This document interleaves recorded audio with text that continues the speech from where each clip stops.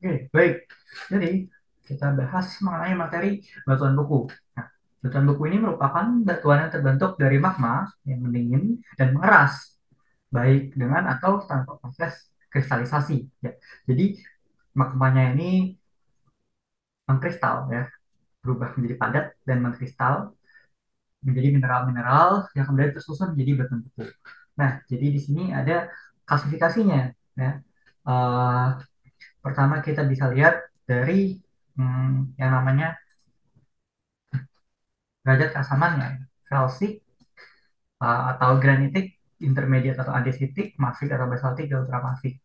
Nah, jadi ini makin ke kiri di sini tingkat keasamannya makin tinggi. Dan kenapa bisa asam? Karena kandungan silikanya dia makin tinggi. Seperti itu. Lalu semakin tinggi kandungan silika, dia warnanya akan makin cerah, ya. Nah, lalu ini untuk mineral-mineralnya. Bisa kita lihat di sini mineralnya ada yang warna oranye, coklat, kuning, dan putih gitu ya. Sedangkan yang di ultramafic dia biasanya hijau atau hitam. Oke, terus kita bisa lihat dari teksturnya. Nah, kalau dari teksturnya kita bisa bagi jadi faneritik, avanitik, dan porfiritik, glasi, dan vesikuler. Faneritik ini batuannya em, kasar gitu ya. Nah, faneritik ini terjadi karena dia batuannya intrusif gitu ya. Jadi karena pembekuannya terjadi sangat lama, mineral-mineralnya bisa saling mengelompok, oke. Jadi terjadi tekstur yang kasar gitu ya. Antara mineral satu dan lain terlihat bedanya. Contohnya ada granit ya untuk kalsit, terus lanjut diorit, gabbro, dan peridotit. Lalu untuk avanitik, dia itu teksturnya halus karena dia terjadi di ekstrusif gitu ya. Karena ketika dia membeku, si mineralnya belum sempat untuk saling mengelompok. Contohnya dari olit, andesit, basalt, dan komakit. Lalu ada piroklastik, ya dia misalnya gabungannya ketika si mineral sudah menjadi sangat-sangat kecil terus terdeposisi di luar ketika sudah tererupsi gunungnya gitu ya.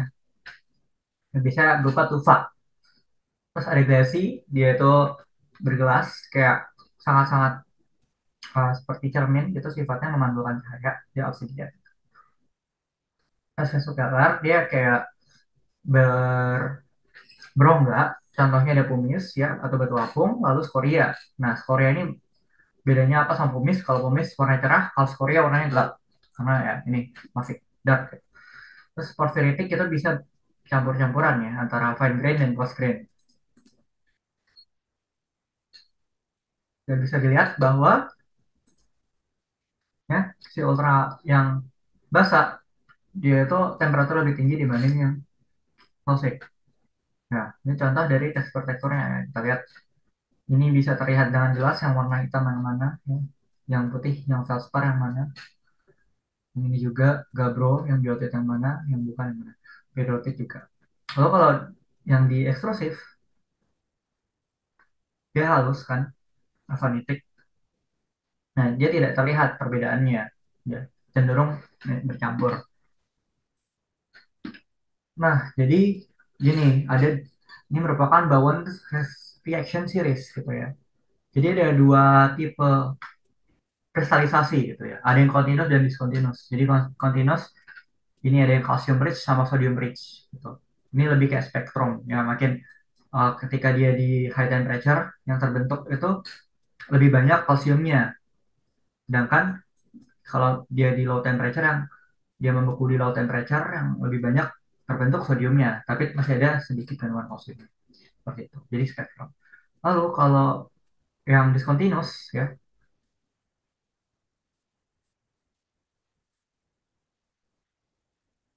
Nah, untuk yang discontinuous